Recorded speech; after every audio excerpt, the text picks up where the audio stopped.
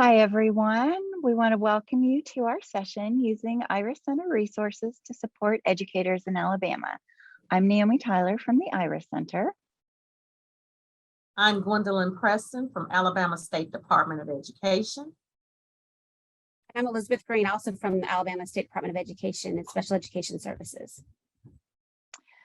So we want to thank you for coming to our session today. Before we get started, of course, we have the OSEP standard disclaimer. The contents of this presentation do not necessarily represent the policy of the Department of Education. All right, we're going to start off with a very brief explanation of the Iris Center and what we do. We are funded by the U.S. Department of Education's Office of Special Ed Programs to provide free online resources about evidence-based instructional and behavioral classroom practices in order to help teachers develop the knowledge and skills that they need to improve the educational outcomes of all students, particularly struggling learners and students with disabilities.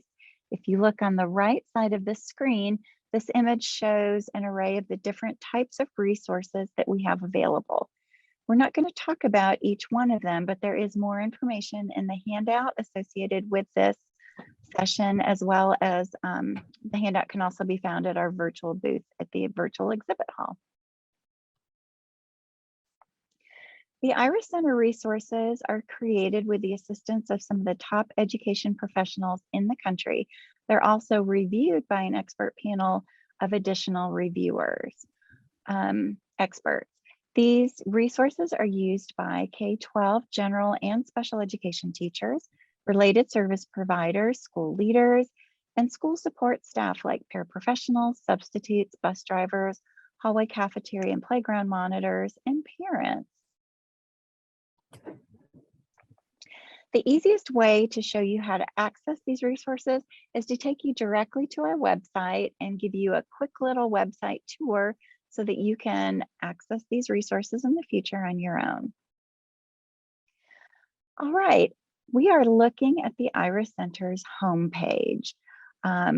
If you look up at the top, there are a series of tabs over on the right-hand side. We've just clicked on resources, and the first link under that is the Iris Resource Locator. If you click on that, that takes you to our internal site search engine. This is where you can find all of the resources that we've developed. If you look as we scroll down, you can see these are currently sorted by topic areas. So we have everything from accommodations to content instruction, early intervention, early childhood, juvenile corrections, evidence-based practices, all the way down to secondary transition. And we're going to scroll back up a little bit to behavior and classroom management. That 102 right there means we have 102 resources. This is one of our largest topic areas. When you click on that, it opens up to show you the different types of resources that we have available, each one with its own number beside it. So for example, we have 12 modules, 8 case studies, 6 fundamental skill sheets, and you can see the other types of resources we have: activities, information briefs, interviews, video vignettes, and web resource directories. When Gwen and Elizabeth start talking further, they're going to talk about these different types of resources and how they're embedded into a lot of the professional development happening in Alabama. Before we do that, I want to show you one more site on one more section of our website, the PD options.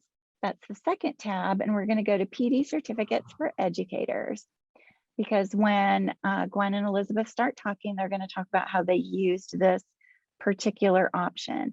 PD certificates can be earned for our most popular modules. And so in order to do that, educators can set up a free account and then access the modules, kind of like online shopping, putting them in their cart, but they're free, and then working through them to earn the certificate. So I wanted to show you this particular site so you also know how to get to it. And at this point, I'm going to turn it over to Gwen to continue. Sharing Iris resources across Alabama. This has been a very popular and well-received opportunity for state teachers, administrators throughout Alabama. The digital learning resources for special education teachers, we've utilized the Live Binder for professional development, prepare educators, teachers during the first days of the pandemic, and we have reliable vetted resources. The presentations to lead school in the use of the Irish resources included our statewide conference, which is the mega conference, which was held in July 2021, and regional autism training, summer of 2020 and 2021. And also we had the Irish Center present at our PLU, our professional learning unit for leadership in special education, December 2021. Utilizing the Irish Center resources, again, we address disproportionality in Alabama schools. These are conducted annually for all newly hired teachers, administrators, and any other staff. The Irish Center STAR Legacy modules, and these modules are utilized by all teachers newly hired. Classroom Behavior Management 1, Classroom Behavior Management 2. We are so excited. We are going to further our trainings throughout the state of Alabama. We want to give kudos to the Irish Center. Without them, we wouldn't have known what to do during the pandemic. So here we go with our Elizabeth Greene. So we do use a lot of Irish Center resource materials in professional development. One example is we have 4 different courses that go along with high leverage practices. And for each one of those, we also share the interactive alignment tool from the Irish Center. And when you click on that interactive alignment tool, it shows you which of the resources that the Irish Center has are related to high leverage practices and the degree to which they are aligned. So for example, in instruction, we can choose any particular high level practice, and then we can see which resources the Irish Center has that is related to that practice. And the great thing about that is as we introduce high leverage practices across our state and teachers begin to try to personalize their own professional development, they can go to the Irish resources and customize their professional development that's specific and unique to their needs. Another way that we use it often in further professional development is if we get a lot of calls where people are struggling with behavior and discipline. That's probably one of the #1 issues that teachers are having in classrooms today. And so when that happens, we're able to refer them to the Irish Center, just like Naomi showed previously, looking at those behavior resources and finding some things that are can help address their specific and unique needs. One of the biggest things that we have used the Irish resources for most recently has to do with a new temporary special education certificate that we are offering in Alabama. And our department was tasked with developing some comprehensive and supportive training in a really short amount of time. And so we were really blessed to be able to use Irish Center resources because they're already vetted. And that really took a lot of the workload off of us in finding those for the particular topics that we wanted to use to support special educators. And we were inspired by what Irish Center had shared with us about how other states, such as Oklahoma, had addressed something very similarly using the Irish modules.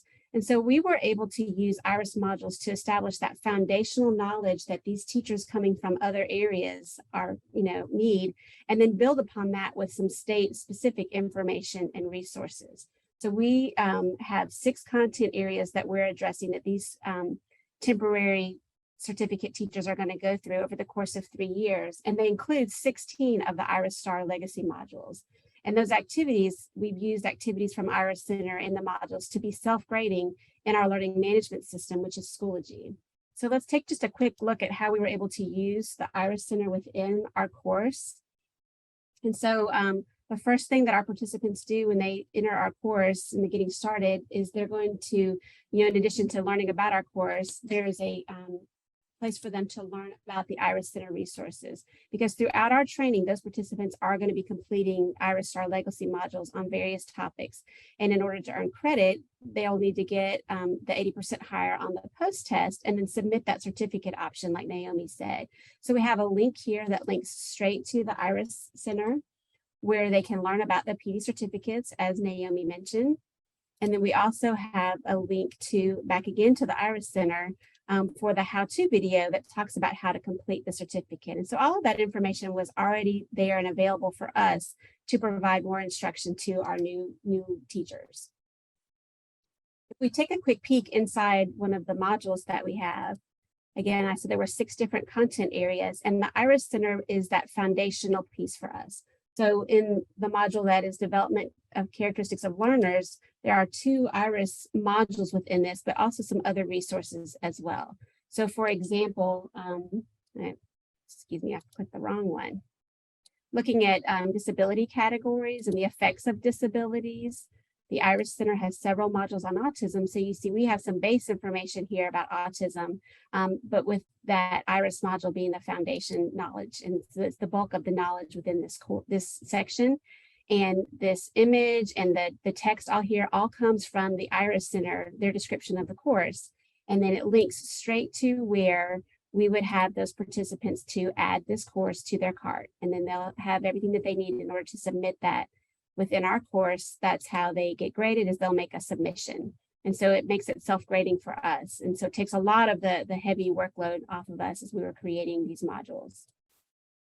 Another example of how we used Iris materials within these modules is taking an Iris activity and turning it into a discussion question. And so all of the content here comes straight from an Iris Center resource. It's an activity that they have. And we were able to really quickly turn it into a discussion question so that our participants within our course can discuss cultural sensitivity that they learned through the activity and be able to communicate with each other on that.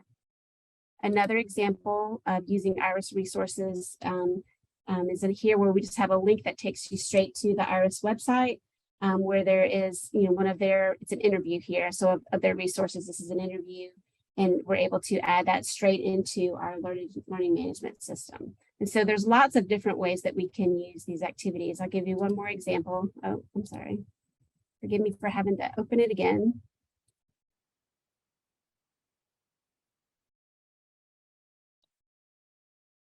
One activity we use, this is an activity coming straight from Iris Center. And so it is taking an activity learning the acronyms. Of course, there's so many acronyms in special education, and with our participants coming from outside of education, there's just a lot to learn. And so one example here is just an activity that came straight from the Iris Center. This activity right here is straight off their website. And then we were able to turn it into a self-grading activity where they're able to, just click and move these pieces so that they're able to participate in the activity. They're just quick little drop boxes. And then again, that activity, it becomes self-grading in our learning management system. And so that takes a lot of the extra effort off of us as we're trying to manage this for so many teachers.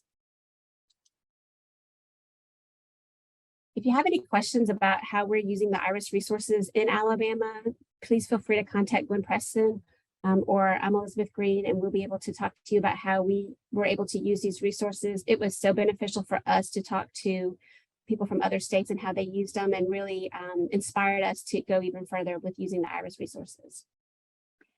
And if you have any questions about the Iris Center, feel free to contact us. The contact information is there as well. So we just want to thank you again for coming to our session. Again, if you have any questions, feel free to contact us, and enjoy the rest of the conference.